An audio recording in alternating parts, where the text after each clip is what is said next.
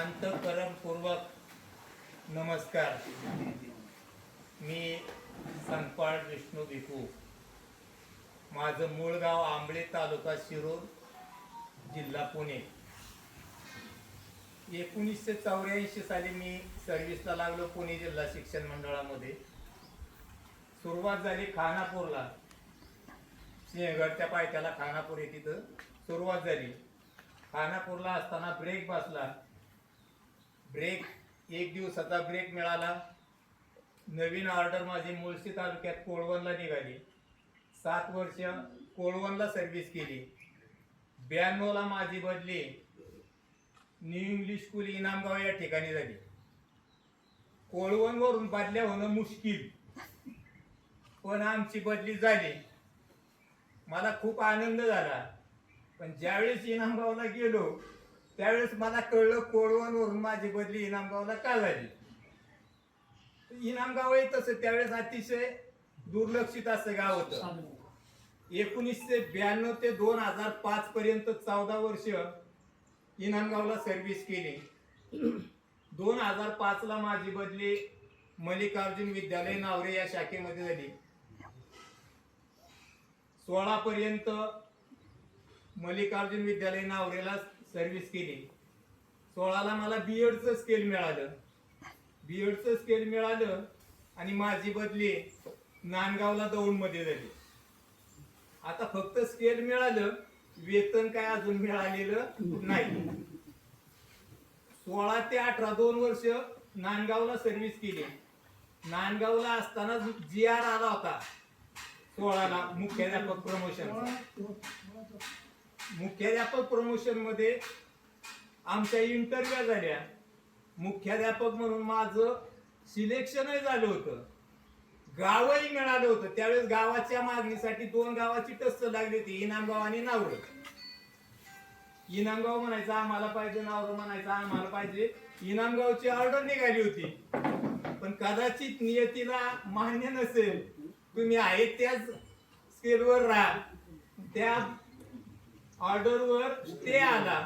कोर्टामध्ये ते प्रकरण गेलं आणि आम्ही असिस्टंट म्हणून 2021 ला फेब्रुवारी 2021 ला नावऱ्यात सेवानिवृत्त झालो. कोरोनाच्या काळामध्ये, कोरोनाची दुसरी लाट होती, त्या काळात रिटायर झालो. जरी मला स्केल मिळालं नसलं किंवा वेतन प्रमोशन मिळालं नसलं तरी नावऱ्यामध्ये मी 12 वर्ष ज्युनियर कॉलेजला हिस्ट्री शिकवलं आणि 5 वर्ष मी 12वीचा केंद्र संचालक म्हणून तिथं काम केलेले. आणि 2007 पासून 21 पर्यंत नांदगावची 2 वर्ष सोडली तर उपकेंद्र संचालक म्हणून काम केलं. पदाचा लाभ झाला नाही, पण पद उपभोगायला मिळालं, याच्यामध्ये मी समाधान मानतोय. रिटायर झाल्यानंतर सेवानिवृत्त कर्मचाऱ्यांची एक संघटना आहे,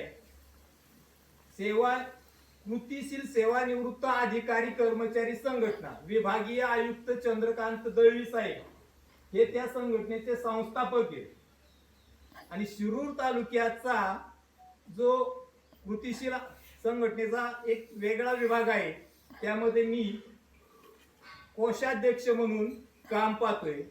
वेळ मला पुरत नाही.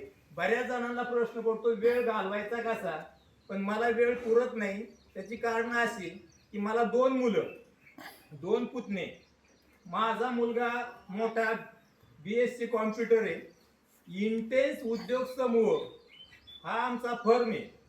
त्या इंटेन्स उद्योग समूहाच्या माध्यमातून IT ची कामं थोरला मुलगा आणि पुतण्या पाहतो. IT मध्ये संपूर्ण तुमच्या कंपनीचं सगळं कॉम्प्युटर विभाग उभा करण्यापर्यंत सगळी कामं त्यांनी केलेली आहेत. मोठमोठ्या कंपन्या त्यामध्ये त्यांना सुदैवाने मिळालेले. तर रांजणगाव MIDC मध्ये अनेक कंपन्यांमध्ये त्यांचं काम चालू आहे. त्याच्याच बरोबर फायर इंडस्ट्रीज, जे आपण अग्निशमन जो म्हणतो, त्या अग्निशमनची म्हणजे सिलेंडर भरून देण्यापासून कंपन्यांचं कन्स्ट्रक्शन जे आहे फायरचं, ते उभं करण्यापर्यंतची कामं केली जातात. आणि 2 वर्षापूर्वी बारका जो मुलगा आहे त्याचं बँकेमध्ये सिलेक्शन झालं होतं IBPS मधून. पण मगाशी कोणतरी मग बुटे सरच म्हटले की नोकरी करायची नाही तर आई बापाजवळच राहायचं. तसा हा आमचा बारका पहिल्यापासून जवळच असल्यामुळं त्याचं नोकरीमध्ये मन लागत नव्हतं. त्यामुळं त्याला शेतीच्या व्यवसायाबरोबर, शेती मोठी आहे आमची, शेतीच्या व्यवसायाबरोबर 2 वर्षापूर्वी औदुंबर आट्टा या ब्रँड खाली आम्ही आट्ट्याची मिल सुरू केलेली आहे. त्या आट्टा मिलची कपॅसिटी दररोजची 4 टनाची. पण आपलं एवढं प्रोडक्शन मार्केटमध्ये सध्या जात नाही. 1.5, 2, 3 टनापर्यंत 2 टनापर्यंत दररोजचा डेली विक्री आहे. अशा पद्धतीनं मुलं सगळी सेटल आहेत. पुतण्यांचंही मी सगळं व्यवस्थित मार्गी लावलेलं आहे. माझी पत्नी जिल्हा परिषदेला सुरुवातीला आमच्या संस्थेत होत्या. मी ज्यावेळेस कोळवरला होतो त्यावेळेस बाई कळसला होत्या. 4 वर्ष कळसला सर्व्हिस केली कल्याणकरच्या गावाजवळ. पण माहिती नसल्यामुळं त्या वालचंद नगरला कितीतरी वेळा आलो होतो, पण संपर्क नव्हता त्यावेळेस. काही म्हणजे साधनं नव्हती. त्या कल्याणकरचं गाव वालचंद नगर आहे माहिती होतं, पण संपर्क साधायचा कसा. तर कळसला 4 वर्ष संस्थेमध्ये काम केलं. आमच्या ब्रेक मुळे संस्था सोडून दिली आणि 1992 साली जिल्हा परिषदेच्या सेवेमध्ये मी इनामगाव मध्ये, मॅडमची ऑर्डर इनामगाव मध्येच निघाली. इनामगाव मध्ये आम्ही सर्व्हिस केली. पुढे कौटुंबिक दुर्घटनेमुळे मॅडमची बदली अनुषवाडीला करून घेतली. आमची वाडी 14 वर्ष त्या वाडीमध्ये सर्व्हिस केली. पुढं सामान्यीकरणामध्ये बदली नावऱ्याला झाली. नशीब परमेश्वराची साथ आणि कृपा असेल तर काय होतं ते सांगतोय. नावऱ्याला मी हायस्कूल मध्ये एकच कॅम्पस 5 वर्ष तिथं काढली. आणि पुढं 16वं वरील धोक्याचं, याप्रमाणे 16 साल हे आमच्या दृष्टीने धोक्याचं ठरलं. सामान्यीकरणामध्ये मॅडमची बदली मुळशी तालुक्यात धनवेवाडीला झाली आणि माझी बदली नांदगावला झाली. 18ला मी नावऱ्यात आलो. मॅडम परत आमच्या वस्तीवर आल्या. वस्ती आता काळे सरांना त्यांना माहितीये, शाळा आणि घर त्याच्यामध्ये फक्त रस्ता आहे. गॅलरीचा जर दरवाजा उघडा ठेवला तर शाळेत कोण आलं तो कॅमेराच आहे. शाळेत कोण आलं हे दिसतंय.